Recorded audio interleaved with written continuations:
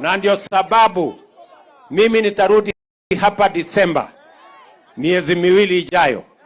Tunakuja kuanzisha nyumba zingine 10,000 ya kujengwa hapa Kiambu County. Wewe Bwana Matangi, fanya kazi na Wizara ya Housing, si ndio? Hapa ile mashamba ya serikali, mahali tunataka kujenga nyumba, kuna watu wameenda kutengeneza titles ya ukora.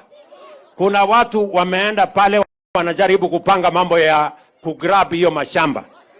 Mimi nataka niambie Regional Commissioner hapa, wale wakora wote wamevamia shamba ya serikali, wamekwama pale, waondolewe.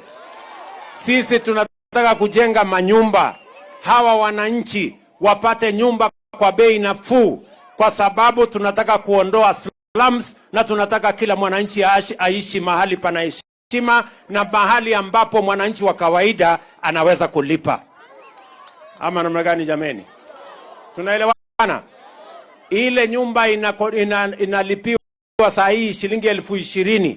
Tunataka kuleta chini mpaka shilingi 5,000, 6,000, na hiyo nyumba unaweza kulipa mortgage. Baada ya miaka 15, 20 nyumba inakuwa yako. Tunaelewana jameni?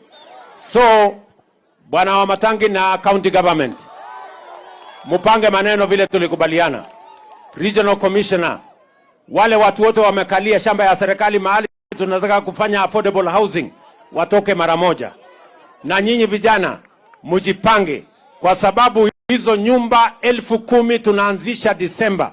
Ile nilikuja kuanzisha pale Ruiru, saa hii imefika 50%, na nilikuja kuanzisha miezi 3 iliyopita. Hii 10,000 tunakuja kuanzisha hapa Kiambu. Nyinyi vijana wa Kiambu mkue tayari, nyinyi ndio mtajenga hizo manyumba. Tunahitaji vijana karibu 20,000 kuanzia Disemba wa kujenga hizo manyumba. Nyinyi vijana wa Kiambu mko tayari kwa hiyo kazi? Ama nyinyi ni wale wa kuchagua jembe? Mko tayari? Ikiita